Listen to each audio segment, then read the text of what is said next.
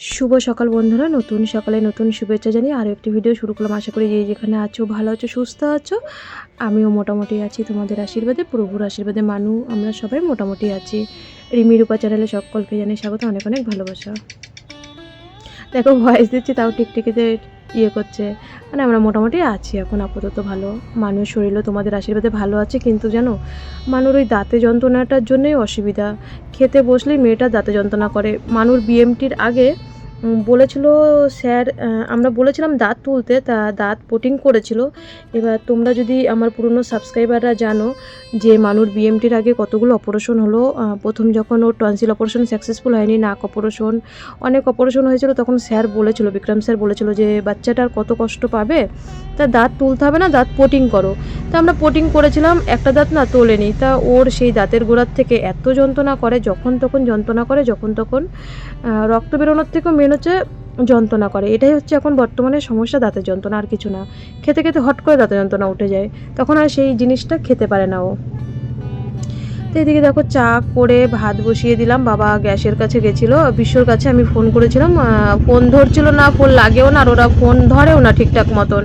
তো বাবাকে বললাম তুমি যাও, আমি দোকান দেখছি, রান্না করছি। আর এই স্টোভ জানো না, এই ভাত ডাল আমি 7টার সময় বসিয়েছি, 10টার সময় রান্না শেষ হয়েছে। এক ভাত আর ডাল, মানে স্টোভে হাওয়া দিলে থাকে, না হলে আর কি হাওয়াটা আস্তে আস্তে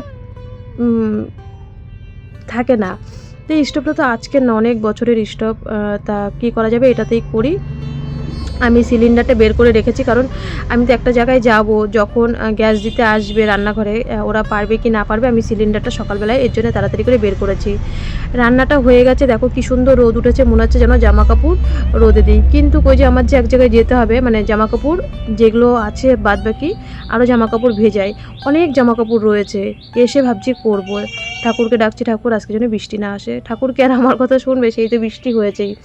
আমি আস্তে আস্তে হাবড়ার থেকে আস্তে আস্তে তা ভাবছি বস্তাগুলো তুলে থুয়ে যাই, এসে সুন্দর করে ঝাড় দেবো, উঠানটা একটু শুকাক, যতই বাসি উঠান ঝাড় দিই। আর বাসনগুলো মেজে এখানে আমি রোদে দিয়ে রেখেছিলাম। তা হাতটা ধুয়ে এসে তাড়াতাড়ি আমি ওদেরকে আগে ভাত বেড়ে দিই, আমার আবার যাওয়ার টাইম হয়ে যাচ্ছে ওইদিকে, মানুকে আবার পড়াতে আসবে। তা আলু সিদ্ধ দিয়েছিলাম, ডাল, আর হচ্ছে আমাদের গাছের একটা বেগুন ছিল, মানু তুলেছিল, ভেবেছিলাম ভিডিও করবো, সেটা করা হয়নি। তো ওই বেগুনটা যেহেতু ভেজেছি, কেউ বলছে, দাদু আর নাতনি বলছে ওরা আলু সিদ্ধ খাবে না, ডাল আর বেগুন ভাজে দিয়ে। অনেকদিন পরে বেগুনটা ভেজেছি, একদম গাছের বেশ তাজা বলে না, গাছের সবজি ছাড়া বেগুনটা একটু পোকা ছিল না। তা চার পিস বেগুন ভাজা হয়েছিল। বাবাকে 2 পিস দিলাম, মানুকে 2 পিস দিলাম। আর এই যে ওদের দুজনের ভাত বেড়ে দিয়ে আমি তাড়াতাড়ি করে রেডি হয়ে নিলাম। শুভ সকাল সবাইকে, সবাই কেমন আছে? আশা করি সবাই ভালো আছে। এখন বাজে 10টা, মানুর আর বাবার খাওয়া দেওয়া হয়ে গেল। আর দেখো আমি ওইভাবেই তাড়াতাড়ি রেডি হয়ে নিলাম, কিছু করার নেই, এত রোদ উঠেছে, মনে হচ্ছে কি শুধু জামা কাপড় কাচি, কত জামা কাপড় রয়েছে কাচতে হবে, কিন্তু কিছু করার নেই, এখন যেতেই হবে। 10টা বেজে গেছে। ওই স্টোভটা তো দেখলে, বাবা কি গরম আজকে, স্টোভটা তো দেখলে প্রায় 2 ঘন্টা লাগে, 3 ঘন্টা লাগে এক ডাল ভাত হতে, হাওয়া দিলেই চলে যায়। তা যাই হোক, ওই বেগুন ভাজা, ডাল, আলু সিদ্ধটা রয়েছে, খাবে না, তাই আমি মানুকে বললাম এসে আমি একটু সোয়াবিন রান্না করবো। ওকে আবার পড়াতে আসবে, যাচ্ছি টিকিট কাটতে। আমি এই ফার্স্ট টাইম টিকিট কাটছি, 9 বছর 9.5 বছর ধরে ভেলোরে যাই, দাদাই কাটে, আগে আমাদের হাবড়াতে কাটা যেত না। তা মানুর বাপি আগের বার এসে কাটলো, আর এত বছর ধরে দাদাই রানাঘাটের থেকে টিকিট কাটতো, আসা যাওয়া পুরোটাই ও করতো। তা আমি বলছি না, আমারও শিখতে হবে, সব কিছুই করতে হবে, এত সবই যখন পারি টিকিট কাটাটা, তাই ফার্স্ট টাইম যাচ্ছি হাবড়ায় টিকিট কাটতে। তা মানুর বাপি বললো আগে তৎকাল মারে, তারপরে রিজার্ভেশন করে। তা তুমি হচ্ছে একটু লেটে যেও, কারণ আগেরবার মানুর বাপি ওর নিজের টিকিট কেটেছিল, তাই বলছিল যে প্রথমে তৎকাল দেবে, তারপরে রিজার্ভেশন দেবে।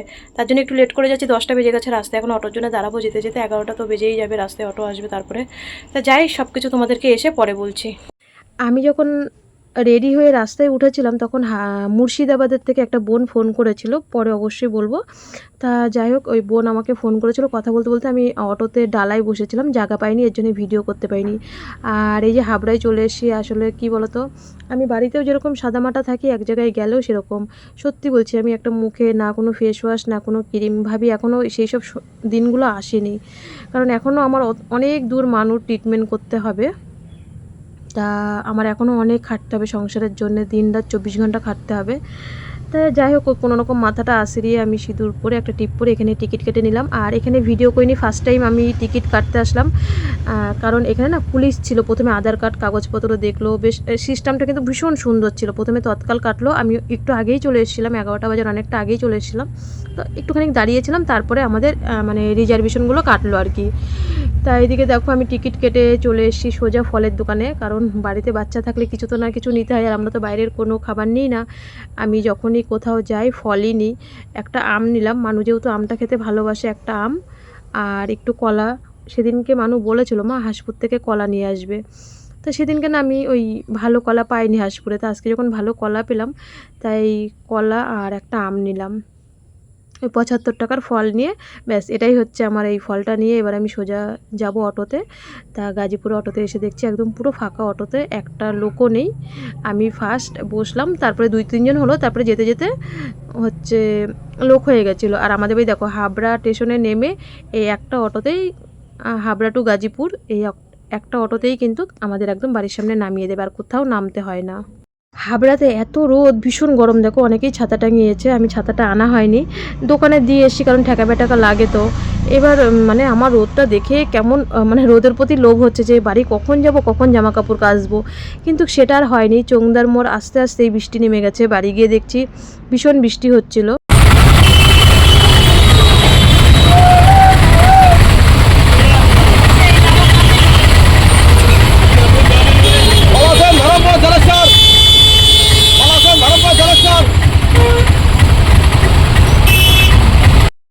শুভ দুপুর বন্ধুরা, এখন বাজে 1টা। এই আসলাম হাবড়ার থেকে, কতটা বেরিয়েই তোমাদের আর ভিডিও করতে পারিনি।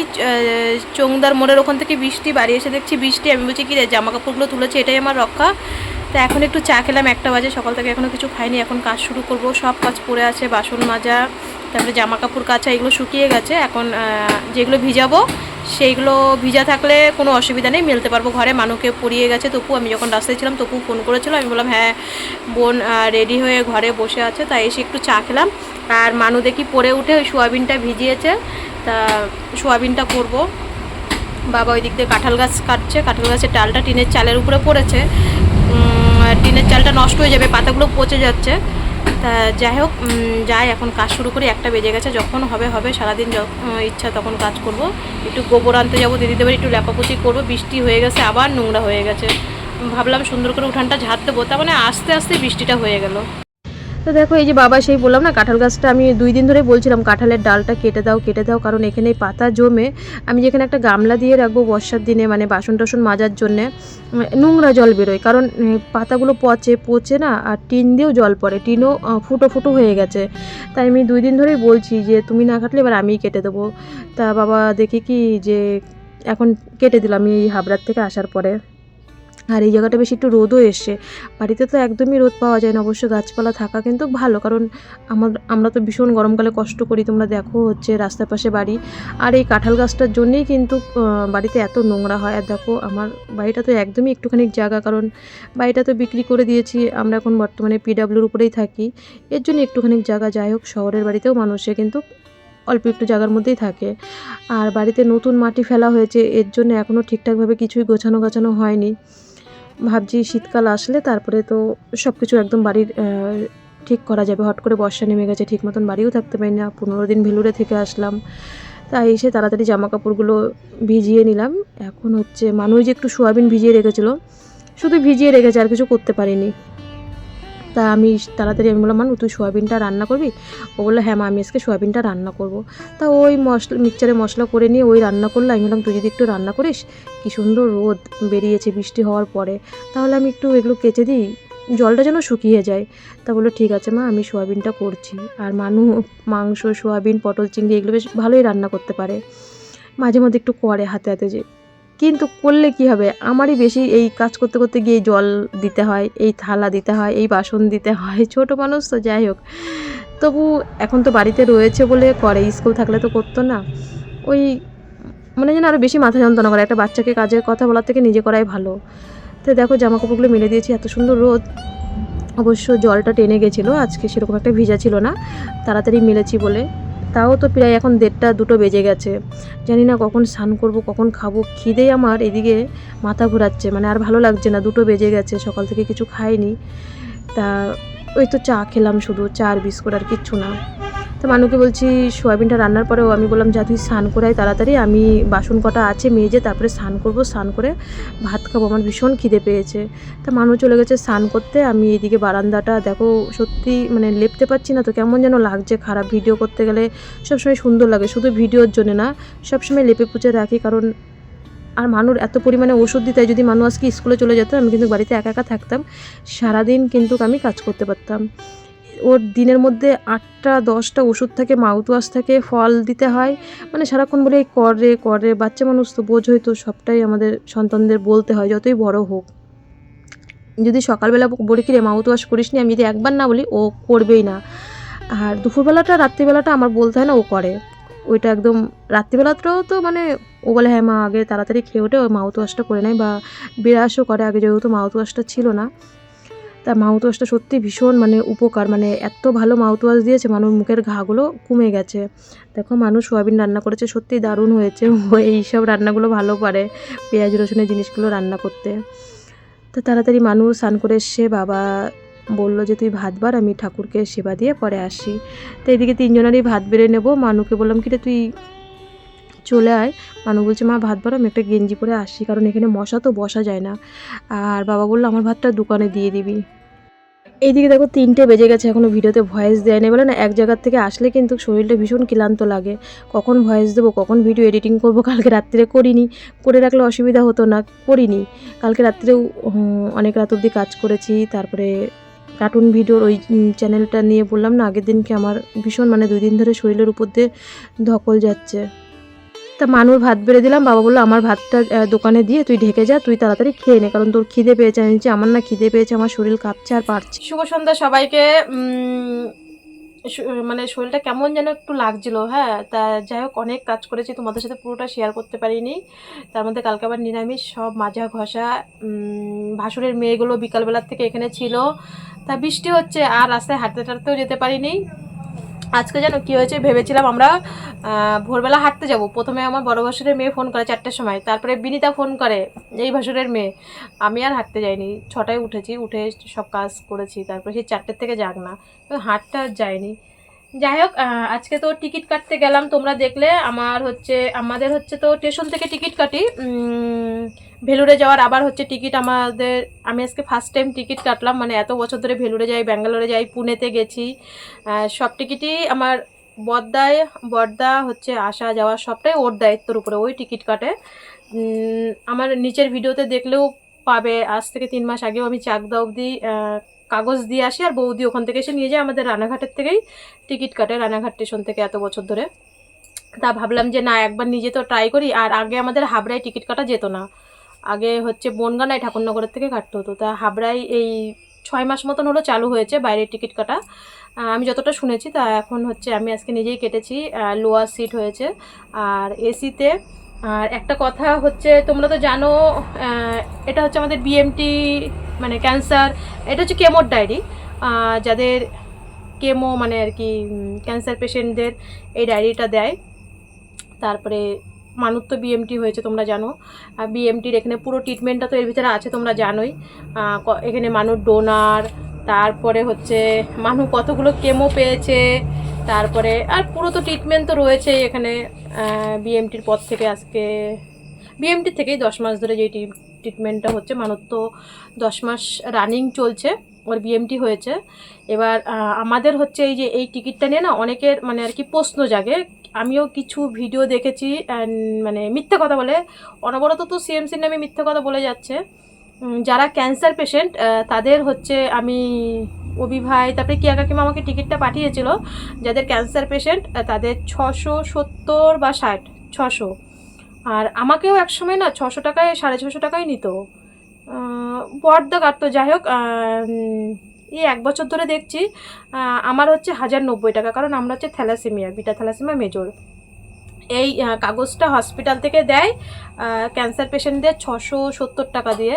কিন্তু কেউ যদি কোনো ক্যান্সার পেশেন্ট ভিডিওর মধ্যে সেও যদি সোশ্যাল প্ল্যাটফর্মে যদি কাজ করে, যদি বলে যে না টিকিট কনফার্ম হয় না বা কিছু, একদমই না। এই যে আমার পুরো দেখো টিকিট একদম সিট কনফার্ম, এসিতে 1090 টাকা নিয়েছে, আর একদম সিট পুরো মামের দুটো কনফার্ম, মানে ওরটা ফ্রি, মানে যে পেশেন্ট অভিভাবক কাকিমা ওদেরও যে পেশেন্ট তার হচ্ছে ফ্রি, আর পেশেন্টের সাথে যে গার্জিয়ান থাকবে তার সিটটাই লাগে, ওদের হচ্ছে 670 বা 60 এরকম, আর আমার হচ্ছে 1090 টাকা।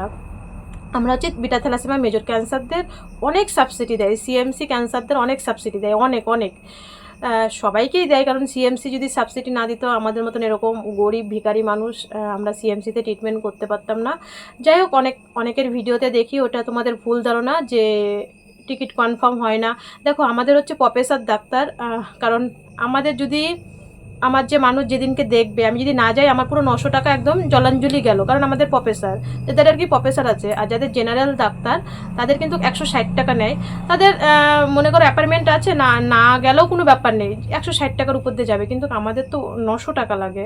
আর আমরা যদি বাড়ির থেকে নিই, দোকানের চার্জ কাটবে এই 1000 টাকা মতন পড়ে। এবার আমাদের তো 1000 টাকা অনেকটাই দাম, 1000 টাকা মানে যাইতাই ব্যাপার না, আর অনেকের কাছে 160 টাকাও অনেকটাই টাকা। তা তারা হয়তো বলতে পারে, আমিও দেখি ভিডিওর মধ্যে টাকা হয়নি বা সিট কনফার্ম হয়নি, একদম পুরো মিথ্যে কথা বলে। সিট কনফার্ম হয়ে যায়। অভিও, আমি যখন ভেলোরে ছিলাম অভি টিকিট কেটেছে, ওরও কনফার্ম হয়ে গেছে, ওর নিচে দুটোই লোয়ার পড়েছে, আমি ইচ্ছা করে একটা লোয়ার আর একটা উপরে সিট হয়েছে আমাদের মা মেয়ের। তা যাই হোক বন্ধুরা, কি বলবো আর, সিএমসির নামে সবই ভিডিও দেখছি বা কিছু দেখছি, ফুলদমে মিথ্যা কথা বলে যাচ্ছে, আর কিছু বলার নেই। সব কিছু হাতে প্রমাণ থেকেও পুরো বোবা হয়ে গেছি, কান থাকতে কানে কালা হয়ে গেছি, চোখ থাকতে অন্ধ হয়ে গেছি, এটাই হচ্ছে কথা। যাই হোক, উপরে প্রভু আছে, উনি দেখবে। এখন হচ্ছে জামা কাপড়গুলো গোছাবো, আর আসার পরে তো ভীষণ বৃষ্টি, দেখলেই তো বিকালবেলার থেকে বৃষ্টি, টিপ টিপ টিপ টিপ করে বৃষ্টি হয়েই যাচ্ছে, উঠানটা ভালো করে ঝাড় দিতে পারিনি। এখন জামা কাপড়গুলো গোছাবো, মানুরগুলো গোছাচ্ছে, আর আমি গুছিয়ে বাবাকে চা দিয়ে এসে পরে ভিডিও করেছি, আমিও চা খেয়েছি। আর মানু আজকে খেয়েছে সোয়াবিন আর মুড়ি, আজকে দুধ, আমি চলে গেছি ইয়েতে ওই হাবড়ায় বাবা রেশনে, মানুর ঘরে মাস্টারমশাই ছিল, দুধ আর রাখা হয়নি। তা সন্ধ্যেবেলায় কি খাবে বললো, মা আমাকে একটু মুড়ি আর সোয়াবিনের তরকারি দাও, ও খেয়েছে আমিও খেয়েছি। তাই খেয়ে দিয়ে তোমাদের সাথে একটু ওই বললাম টিকিট কাটার ব্যাপারটা, এটাই হচ্ছে মেন। আর এখন যাই জামা কাপড়গুলো গুছিয়ে তারপরে রান্নাবান্না। তোমাদের সাথে কথা বলে মানুকে পড়াতে বসলাম, মানু একটু পড়ে নিল। আর কালকে পড়া নেই বলছে, মা কালকে পড়া নেই কোনো জায়গায়, আর আজকে তো এক জায়গায় পড়া ছিল, শুধু তপু পড়িয়ে গেছে। তা বলছে মা আমার সব পড়া কমপ্লিট, পড়ার অতটা চাপ নেই। আমি বললাম তাহলে ঠিক আছে। আর আমি আমার জামা কাপড়গুলো গুছিয়ে নিলাম, আর এইদিকে মানে আমাদের যে রিটার্ন টিকিটের কাগজটা ওটা আমি খুঁজে পাচ্ছি না, মাথা খারাপ হয়ে গেছে। মানুষ জামা কাপড় গোছাতে গোছাতে আবার ওর বাপিকে ফোন করলো, বাপি তোমার কাছে? ওর বাপি বলছে কি হ্যাঁ ওই কাগজটা আমার কাছে। যাই হোক, আমি মানে খুঁজতে খুঁজতে তন্ন হয়ে গেছি। পরে হট করে মাথায় এসে যে আমরা বাড়ি আসার সময় ওর বাপির কাছে, ওর বাপির স্টেশনে টিকিট কাটতে গিয়েছিলো, পায়নি, পরে আবার দোকান থেকে টিকিট কেটেছে। তাড়াতাড়ি ফোন করাতে আমার একটু শান্তি হলো। আর আমি তো একদম কাগজপত্র সারা বিছানায় তছনছ করছি যে আমি কাগজটা পাচ্ছি না, আমি রিটার্ন টিকিট কি করে কাটবো। তা মানু এইদিকে জামা কাপড় গুছিয়ে ও একটু পড়াশোনা শেষ করে, আমি এদিকে রান্না বসিয়ে দিয়েছিলাম, সেটা শেয়ার করিনি। আর মানু এই যে আবার মোটামুটি সব জিনিসপত্রগুলো আঁকা কমপ্লিট হয়ে গেছে, ডিজাইন আর দু একটা আছে, উনানটা আছে, বলছে মা এগুলো কালকে করে ফেলবো। আমি বললাম তাহলে ঠিক আছে, ওইগুলো কালকে করে ফেলবে। তাহলে বন্ধুরা ভিডিওটা আজকে এখানেই শেষ করছি। দেখো মানু কত সুন্দর ওর নিজের জামা কাপড় কত সুন্দর গোছায়। আমি বললাম এবার থেকে তুই একটু একটু করে কিন্তু নিজের কাজ করবি। ওই যতই বলি, আজকে বললাম কালকে হয়তো করবে না, আজকে তোমাদের সামনে দেখালো। আজকের ভিডিওটা এখানেই শেষ করছি। দেখো হাসছি আমি যখন ওই কথাটা বলেছি। সবাই ভালো থেকো, সবাই সুস্থ থেকো, কালকে আবার দেখা হচ্ছে। আর অবশ্যই মানুষকে অনেক অনেক আশীর্বাদ করো, তোমাদের কাছে এটাই চাওয়া পাওয়া। আর ভিডিওটা যদি কোথাও ভালো লেগে থাকে অবশ্যই লাইক করো। আর আজকে ফার্স্ট টাইম টিকিট কেটে একদম আমি লোয়ার সিট, তারপরে বলে না মানুষ পারে না এমন কোনো জিনিস নেই, সত্যিই তাই। ভয়তে টিকিট কাটতে গেছি। আমি এতদিন যেতাম না, সবসময় বড়দাকেই বলতাম তুই কাট, আমার টিকিট কাটতে ভয় লাগে। জানি অনেকেই কমেন্টে বলবে যে টিকিট কাটা কোনো ব্যাপার নেই, আমি রেলের থেকে এই প্রথম টিকিট কাটলাম। আমি এত বছর ধরে পুনেতে গেছি, ব্যাঙ্গালোর গেছি, মানে মানুর বাপির কাজের সূত্রে। আজকে আমি ফার্স্ট টাইম টিকিট কাটলাম। সবাই ভালো থেকো।